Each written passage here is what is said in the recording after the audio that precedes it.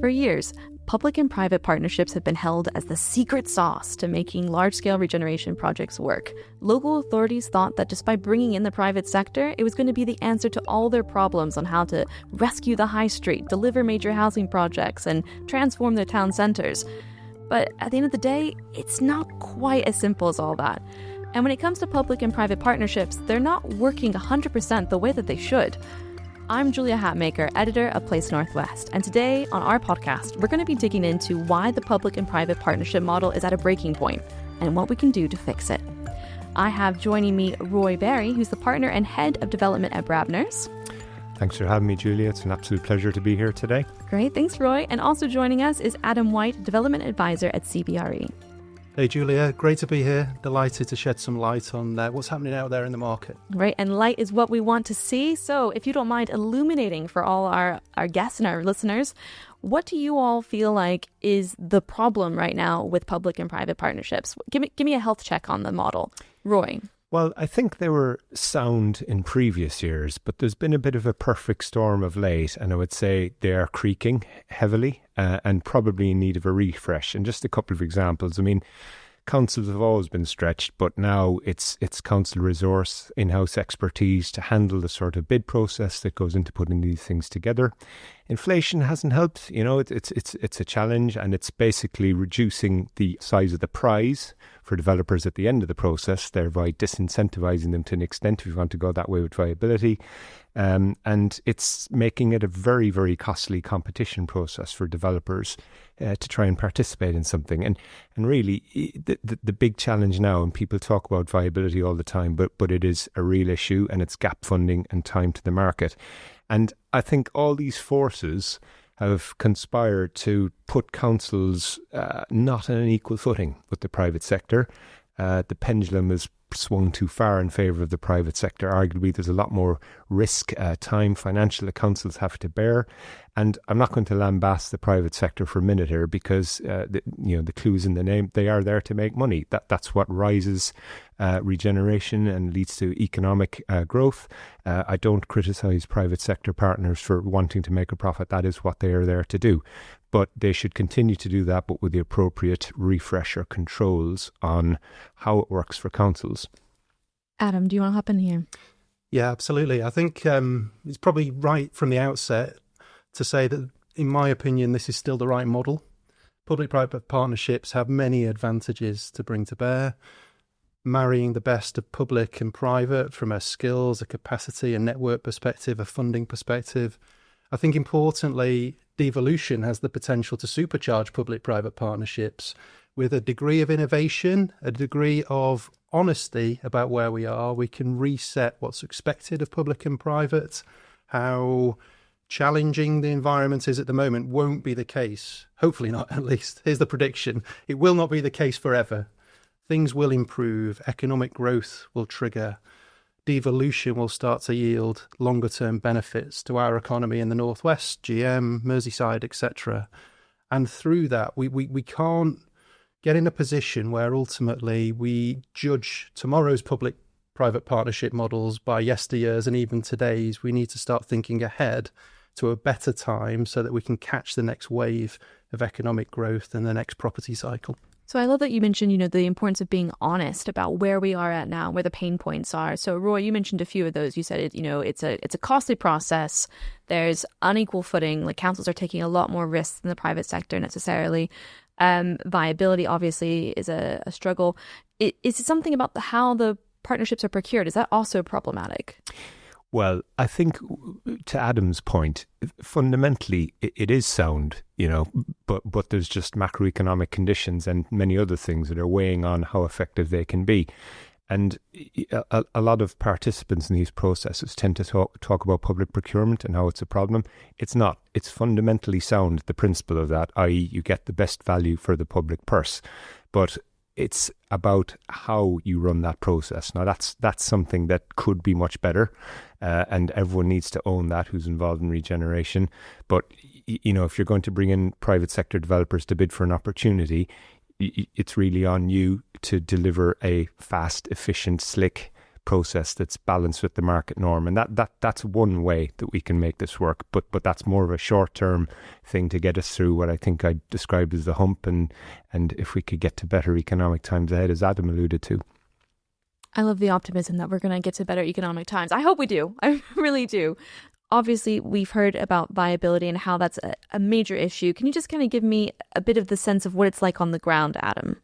So this is where it becomes quite depressing, I'm afraid, because when any competent commercial surveyor runs a residual viability appraisal at the moment, even in a pretty prime location, maybe not the city centre, that still just about makes sense given rental growth has kind of been exponential in recent years. But, when you're in the environs of the conurbation, your development appraisal, the value side of it is significantly less than the cost. The cost of these schemes, all that cost inflation coming through, has rendered these schemes unviable. That's the definition of unviability. So the way mathematically it works in a residual appraisal is that returns a negative land value, but that's kind of like an oxymoron. You can't really have a negative land value. You owe me money to take the site off you. That doesn't quite make sense. So that's the principle of viability gap funding. What it definitely means from a land value perspective, and whether it's public or privately owned, but typically these sites have been assembled by the public sector over years, the land value can only ever be £1. And that is a really funny construct to get your head around, isn't it? This site in my town centre, which I'm very proud of and have a real affinity towards, can only mathematically be worth £1. And even if it is worth £1, I then need tens of thousands of pounds of public sector subsidy to deliver the residential or commercial scheme that's going to transform my town. And that is really hard, understandably, for local officers, members, leaders to get their head around. But I think it's really important that you do so. The challenge is that at the moment, I think there's still a perception, not so much in our local authorities, even our combined authority, but nationally it feels like politicians still think that the public sector land bank is worth a fortune. And I've just proven in maths that it's not. In addition, there are planning policies, there's BSA requirements, there are kind of local property taxes in a way that constantly add to the cost side of the appraisal, even though I've just said that the value side is frustratingly low.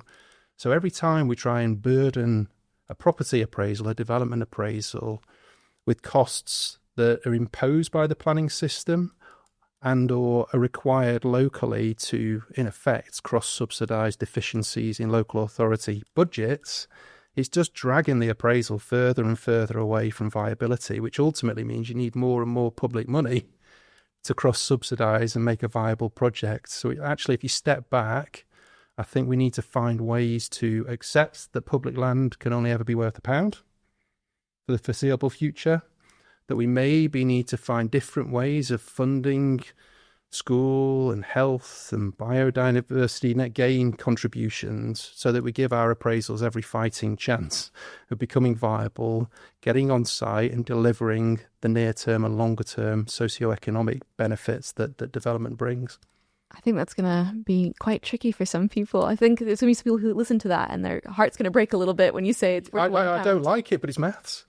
So, yeah, it's really tricky. I think the other thing is, as we said earlier, that viability gap has grown, not lessened in recent times. It may come back in a bit, but the amount of viability gap funding subsidy that's required to deliver a home in one of our regional towns, take your pick, is significant, and therefore we might need to think about how we prioritise again which towns, which projects, which phases get priority, how quickly they can kind of feed back any surpluses. So we always put an overage clause in, Roy, don't we? So that the public sector, if it puts its land in for £1, if it's funded the working capital, etc., if there is a super profit to be had, it gets cut back in.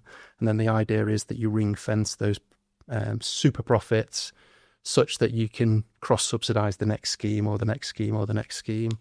Some of the interesting models the CA is starting to roll out now around patient equity, similar kind of model that you take a longer-term stake rather than just writing a check day one for viability, can I get better long-term value for money for the public investment by taking a longer-term 25-year stake? So these are things that are happening out there. They're being tested in real time. If they're proven successful, we need to scale them and do it quickly. Yeah, and just to the point you made about hearts and minds, you're telling me my land's only worth £1. What? It's a long-term game, this, and Adam's just expertly described the maths, but actually look at what will happen. You'll get the park, you'll get the public realm, you'll get the nice uplift that regeneration brings, and that's the prize. And I know it's a bit of a leap of faith, but a lot of that is regeneration, and that's what you have to do with people to just go on that journey. It can work, you can get it right, but you just need to acknowledge where we are now and then drive yourself forward to see where it can land in the future with the right investment. Let's lean more into those possible solutions. So, Adam, you mentioned devolution is probably going to deliver some solutions for us by the nature of, I guess, increasing the public purse locally. Yeah, absolutely. More discretion over how you spend and intervene and subsidise what's required in these partnerships. It's going to make a huge difference. I think there are opportunities to amend, learn new procurement processes. Probably there's not a one-size-fits-all route to market anymore. In the past, we used to take an opportunity to market. We used to expect competitive tension to bring 3 or 4 serious player master developers to a town centre regeneration opportunity. And then we expected them to spend 10 or 12 months in competition with one another and come out at the other end of that process into public-private partnership and fund the first £2-3 million of working capital required to get planning permissions, contractors ready to go, funding, etc. And in the old ways, that worked. And it's principally because if there was a viability gap, and there was still viability challenges even a few years ago, the size of the gap wasn't insurmountable. And these businesses were basically placing a bet on each and every one of the towns that they partnered with, that ultimately the public-private partnership that they'd bought into would prevail and bridge that viability gap. And therefore they were willing to invest speculatively through competition in the early stages of a project to then find a viable solution and generate profit. The challenge nowadays, sadly, is that the viability gap has got so much bigger. We've had global financial crisis, into COVID, into Brexit. We've had rampant inflation for the energy crisis and other global reasons come through into the appraisals. And the value side of the appraisal hasn't really changed. If anything, it's gone in reverse because of all of the macroeconomic tools, base rates, property yields. The cost of finance has gone up. So whilst cost has gone up, values have actually gone down, and that's exaggerated and exacerbated the viability gap, such that now master developers bidding the types of opportunities that I and Roy bring to market, they're looking at risk from day one. Is this viability gap so massive that I may never bridge it? Even if I work wonders with my side of the private sector, if the public sector brings its full force to bear in perfect synergy, the size of the gap might still be too big. And therefore, when I go to market and I say, come and bid this opportunity, come and spend 10 to 12 months of your time and your reputation and your internal capacity and your financial resources to bid in competition. And then when you've won that, I want you to foot the bill for the next couple of years, £2-3 million. And don't worry, the economy is going to improve. So therefore, the viability gap will go down over time. And I do believe that. But at this point in time, from the private sector's perspective, that is a really tough sell when they go to their board and ask for permission to take part in that journey. So it felt like a safe bet initially, and now it's feeling like a proper gamble. Yeah, absolutely. And even more so when you think that these businesses that I target all the time, that Roy and I work for on both sides, they also haven't had any revenue coming back into their businesses because their revenue is generated from development activity, cranes on site, profits being realised.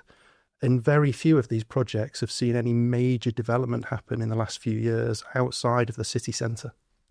Yeah, I mean, I absolutely agree with that. And so even if you do have a private sector entity that's willing to put the bet on it, it's a big ask, because not only is it a load of cost, as Adam alluded to get into the process and win the opportunity, but it's time to reward. So you're looking at cash flowing or having an enormous work in progress or WIP mountain for months and months and months until you get your return. And, you know, the analogy is maybe, would you expect an employee to work like that? Do you know what, mate, I won't pay you, but it's going to be fine. Replace your vet, and you just rack up loads of debt in the meantime, and hopefully your mortgage provider won't want to call that in, and then you'll get paid eventually when it's viable.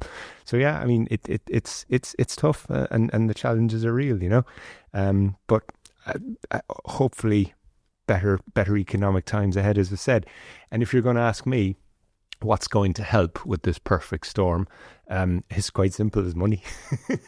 So, and forgive me if it sounds crude, but to be more sophisticated about it, it's addressing the viability challenge. And, you know, I can't call on the private sector to help here, because they'll do what they'll do and they need to make a profit. Local authorities need to put their land up, but maybe the solution is probably, well, Adam alluded to devolution, more central government funding, more creative grant funding, I think, because at the moment, grant funding, the way it works is it tends to attach to hard works. So, you know, brownfield regeneration, that kind of thing. Of course, if you're a developer trying to get a project going, you start incurring professional design fees, soft costs, as we call them, months in advance of that before you turn up with diggers and with whatever. So, you know, grant funding for soft design fees, that would massively help. Councils can't do this on their own.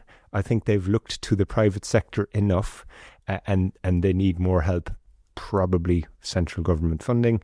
And we've got to get it right. You know, regeneration is so important for UK PLC, for the economy. And apart from the fact that, you know, it's the magic of regeneration, when you get it right, it raises all sorts of prospects for people in the local area, which is ultimately what it's all about.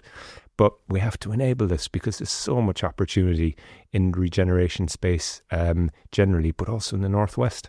Totally agree, Roy. I think the gap, as I see it, in the arsenal of the public sector from a financial perspective is around that front end. Not so much during competition. I still am a believer in open market competition. Developers should speculate that 9, 10, 12 months of time and cost to a degree, though cost can be mitigated, and I can explain that in due course. But once you're in partnership, I think we need to find a revenue-based grant funding solution for the front end of projects, so we can build the supply side, we can get planning permissions through, we can get building safety approvals boxed off, we can procure contractors, such that all of our integrated pipeline of schemes across GM can actually be oven ready and ready to go, and such that the only bit that's missing is the viability solution. And at that point, it will either be solvable, or we'll have to defer and wait until there's better times and better grant funding streams and pots of money available. But it's that bit in the middle. We aren't able to build the supply side of the equation quickly enough and strongly enough to deliver the housing numbers that we want to see delivered in our economy. We've already mentioned the solution of having more government funding, helping bridge that viability gap. Hit me up with another possible solution, Adam.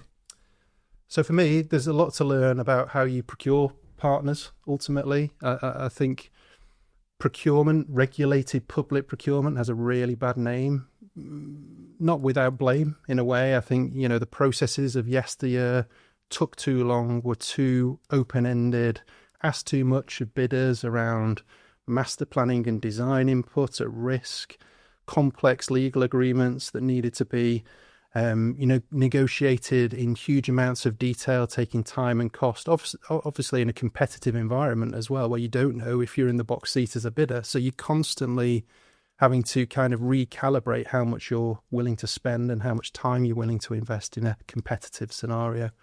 So for me, what we do nowadays, we really try to streamline our processes. Procurement in and of itself isn't a bad thing, as Roy says. We need to demonstrate value for money. These are 10, 15, 20-year projects. I want to see the whites of your eyes for several months to make sure you're a good fit for my public sector client. And you cannot do that solely through a paper-based exercise, in my experience. You need to get a feel for one another, what's important. I think that early stage of the process flushes out a lot of these tensions, such that you don't have this rose-tinted view of what public-private partnerships are going to be based on a written response, and then the day after you're in partnership and your partner's telling you it's a bit tougher than I said in my bid. So I think we need to have dialogue. I think we need to have short, sharp procurement processes. we need to limit those processes to test the really important things, which are alignment of vision, shared objectives, a focus on good quality, but finding the optimum solution from a viability perspective, and a commitment to social and environmental impacts that are all kind of contained within a proposal that is bespoke to that town or that opportunity. The number of kind of clone responses, copy and paste responses, again, that's disrespectful to the public sector and the towns that you're seeking to regenerate. So a really kind of condensed process that actually is useful and sets the tone for the public-private partnership moving forwards. The other idea, some people are trying this and have been at this for a while, is whether or not we can use frameworks and a kind of more standardized and systematic approach to procuring public-private partnerships. Definitely merits in that, and there's been lots of success with things like Pagaboat, Homes England, DPS, etc. I'm starting to wonder whether there's potential for a kind of GM or Northwest public sector-led framework that could actually bring a real kind of consistency and rigor to how you select your partners, but efficiencies because you're applying the same methodology across all of the regional projects. What would a framework like this look like? So in effect, it would be procured openly, and you'll probably select developer partners by different uses, by different scales of project, potentially by different geographies, depending on how broad the framework runs. And then they'll bid their experience and their credentials against each of those kind of set of lot-based criteria. They onboard to the framework. They wouldn't necessarily be guaranteed any work, but then the public sector can call off either directly or through mini competition using a standard suite of legal agreements and processes so that you can be in and out of the competitive phase quite quickly. But the public sector ultimately knows that there's a quality, a rigor, a standardized commercial and legal methodology that's applied that has been proven fit for purpose on countless occasions. And that's where, selfishly our experience, Roy's experience, other advisors are available. There are certain people in the market who've been doing this for 20, 25 years. So we've seen what works in theory into practice. And now we're talking about how we can recalibrate and innovate this space because we think the old ways aren't the best way anymore. Yeah, and just to add to that, Adam talked about all the really important stuff about the relationship aspects of these public-private sector partnerships, but underpinning it, you need rigorous contractual governance as well. And that's not just for procurement reasons, it's good contract management. But it's surprising how an awful lot of these projects, particularly in the Northwest, they all sort of tend to be structured in the same way. And we've talked about this before, Adam and I. You might get experienced developers, they all start to see how it should work, and if you could educate local authorities a bit more, because bearing in mind these local authorities, they'll be once in a generation type thing, and so the management team that do it, they'll be like, oh god, this is extra stuff on top of the day job. Then they'll need experienced commercial and legal advisors to help them through it. But actually, if you start to look at how the region does it, it's quite similar. And I'm sure there's a bit around having a uniform suite of documents, because these things can be very, very complicated, but equally is a well-trodden path. And I don't think Pagabo is a welcome step, but I don't think it can address very, very complex multi-condition, multi-phase agreements yet. So there is probably something in that. And ultimately, point I made earlier, if you've got a good, rigorous contractual governance framework that people stick to, and it's enforced and it's fair, it's balanced, that's really important, and it recognises the proposition you have. So, for example, if you're bidding for prime London real estate, you're going to put a really hard onerous arrangement on the developer to make sure they perform, because one would assume you'll get many developers bidding for it. Shift that to a town in the Northwest. And as much as I love the place, but there might be a tiny little disparity in value between prime central London and the Northwest. So you cut your cloth accordingly. So the proposition is different, but then you need to know what will attract funding, what sort of legal and commercial structures would be recognised by the funders you're trying to attract at the end of the day. And that depends on having good legal and commercial advisors. Well, one of the things that I think you and I have both majored on in the past, Roy, is how you put that framework in place today, but embed an appropriate amount of flexibility. You put the guardrails around a project, but you recognise that it's not going to go perfectly to plan. It's not going to be perfectly on time, on cost, on value for the next 15 years. So therefore you need to embed certain types of controls and processes to allow that partnership to flex and adapt through time, because the market will be different in 5 years. The economic context may be different in 10, but public-private partnerships, when they're really successful, kind of go with the flow. They don't need to be prescribed to the nth degree from the outset. Okay, so we're going to ensure that they're flexible. That's a big one. And that they are flexible in terms of also like values and realizing that it's not always going to be the same appeal to everyone. When we're kind of looking at procurement nowadays, you mentioned before that, we kind of we can build into our projects now the need for flexibility. What are some other things we can do now to ensure that a public-private partnership that we're about to get into or bid for is a success? I think for me it's about kind of equity and equality to a degree, and recognising that at this stage, yes, the public sector has to do more of the heavy lifting financially for understandable reasons. Public-private partnership, the private sector side is not altruistic. It is there to make a profit, as Roy said earlier. But if the public sector is doing more of the heavy lifting, more of the risk taking at the front end, providing fees and cost underwrite arrangements to get to that kind of holy grail of a consented first phase, is it right that the private sector takes the amount of profit that it used to do? And I've not seen that flex yet. I've seen people still bidding back as if they're taking all of the front end risk, and I think that might need to adjust. I think there may be ways to give priority returns back to the public sector so that they have a recovery mechanism, at least in theory, for the amount of subsidy they've provided to get to that point in a project. To the extreme, I think the public sector should move up the risk curve, because if you're spending all of that time and money in public finance getting to the point where you've got a consented scheme that's through the BSA approvals, that's got a fixed price tender attached to it, and then you're funding the viability gap, the project is viable, and the definition of viability is that the land's worth at least £1 and the developer makes 10-15% profit. Why don't you take half of the profit? And actually, under a forward-funded model, which isn't necessarily the case today, but traditionally has been the preferred funding route for many developers, it's de-risked, it's capital light. Yes, you've got to manage the programme and ensure quality and cost is achieved within the envelope of the appraisal, but there may be an opportunity for the public sector to take more of a risk-adjusted position.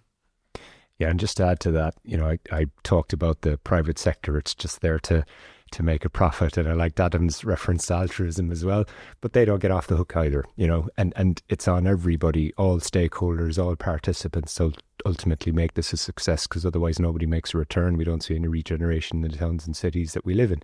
So private sector probably more heavy lifting as well, if the public sector is doing its bit. I can't quantify that. I'm just going to throw that out there as maybe a path to the brave new dawn we're trying to seek with this. Ooh. Big ask there. I like it, though. Let's see if anyone rises to the challenge from this podcast. That's the challenge I'm putting down. Well, it does feel like it's not all doom and gloom when it comes to public-private partnerships right now. It sounds like we've got a few ways forward. You all have just been working on a public-private partnership in Oldham as well, specifically. So what are some examples of like how that's gone well, and what can we learn from how that one went down? Well, yes, Adam and I worked on Oldham together, and one of the things that really worked for me is we sat down and we decided we know what the proposition is, therefore we're going to cut our cloth accordingly on the process, but we had rigorous discipline and a very slick timeline, and we really pushed it. And the council team were superb. But back to my earlier point, a lot of this won't be their day job when you come along to any local authority. Like the planning officer's got to deal with run-of-the-mill planning, and suddenly they're pulled in to look at some sort of planning strategy that's above and beyond from several different bidders. We just went for pace, discipline and rigour. We really did. And we delivered that within 7 months, which is the fastest I've ever been involved in a public-private partnership. But it was teamwork. I think it was teamwork, and knowing also the market and creating something from the legal side that we knew would be acceptable relative to the value proposition we had.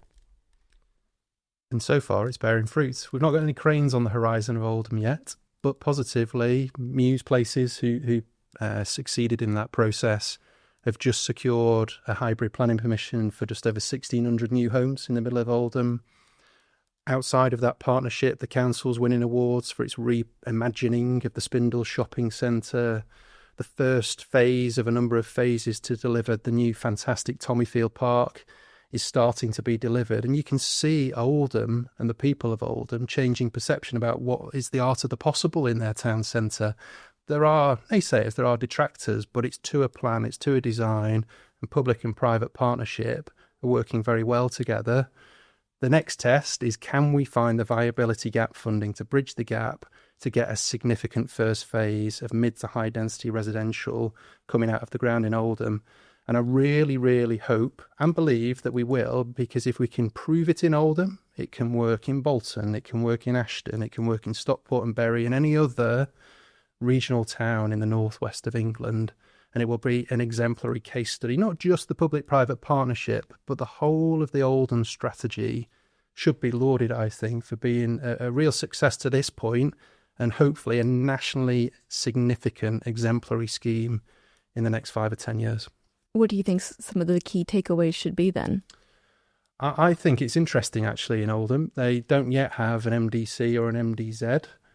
The politics in Oldham is volatile, like it is in lots of places at the moment, but really strong leadership. Arouge at the moment, she is doing what she believes is right for her borough and her town centre, and she's really leading the charge. And that's Council Leader Arouge Shaw you're speaking of, yes. Yes. Sorry, I should show more respect, shouldn't I? Sorry, Arouge. But yeah, fantastic. And, you know, it's flexible, it's honest, it's difficult conversations where this isn't rose-tinted. You know, private sector rolls in, Oldham gets regenerated. It's getting to grips with the challenge of the moment. It's prioritising what's important in your town centre strategy. And it's working really, really hard locally to convey why it's important to prioritise things in this order when politics would dictate that people might have different priority orders for what should be done. It's a great relationship back into the Mayor and GMCA, and then in turn at the national level, great connections with central government and Homes England. And the stakes are high, you know, and I am absolutely rooting for Oldham because we think we've done everything we can and now we just want to see it fly. And to be honest, that's where the magic happens at regeneration. And that's why I get out of bed to do the job in the industry I'm in, you know. And it sounds like it's so important to get that groundwork right at the very get-go. Vital.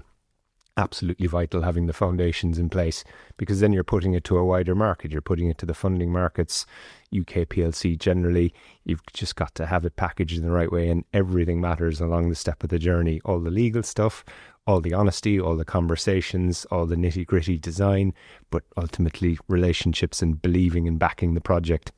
What I often say nowadays is the private sector, when it's weighing up which of these towns, because there's loads of them, aren't there? There's dozens of projects they could pitch up for and tender for, or occasionally just get appointed directly for.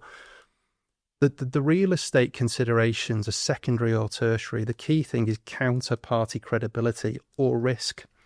And I say that in the sense of the local authority, its executive team, its leaders from a political perspective, and then how they work through devolution with the Mayor, the CA, Homes England. Do I believe, because remember what we said at the top was the bet has got bigger. You know, the viability gap has got more challenging. So now I have to persuade my board to place that bet against a riskier project profile.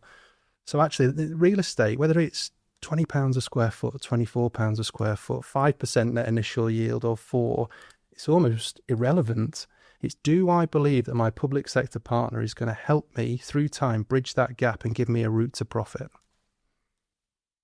But to that end, it feels like if we're going to help fix private-public partnerships and get them up to the health check that we need them to be, we need to ensure that we are having clear goals and a clear timeline right from the get-go. We need to streamline the procurement process, make it simpler for everyone involved, but at the same time, it still plays an important role. So we don't want to get rid of procurement. We want to just make it so it's easier for everyone and again, streamlined. Grant funding, really want that. Matthew Pennycook, I hope you're listening. We need grant funds specifically for design fees. And we also need to look into maybe making a new framework for how we're doing procurement, which I thought was a really interesting idea from you, Adam. The other kind of thing that I've taken away from this is that it's important to have the hard conversations, that when it comes to the end of the day, regeneration can get a little bit messy and it's not going to just be this smooth process. And you've got to say, I'm confident that my partner's going to stick with me and it's going to help me get through this. It's a bit like a marriage. I feel like. I think that's a very good analogy. And I think in the challenging times we're in, also just being alive to cost and your product and what you're trying to get. And I heard a great phrase from a discussion I was having earlier today with someone in the property industry, but it really struck home for me. And it was, sustainability is only sustainable if it's viable. And that's kind of teasing at, look at construction cost inflation, look at what you can practically deliver, and just be honest and look at the proposition you got to, because you got to get the costing right as well. I think my view is this too shall pass. It won't be like this forever.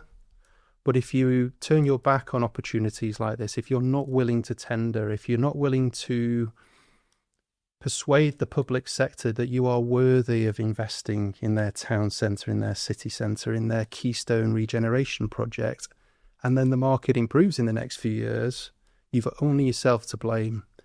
Come to the party in a lean, cost-effective, honest way, and the public sector will respond positively, and I think you'll land the next wave of interesting, scalable, ultimately viable regeneration projects, and you can build your business off them for the next 10 years.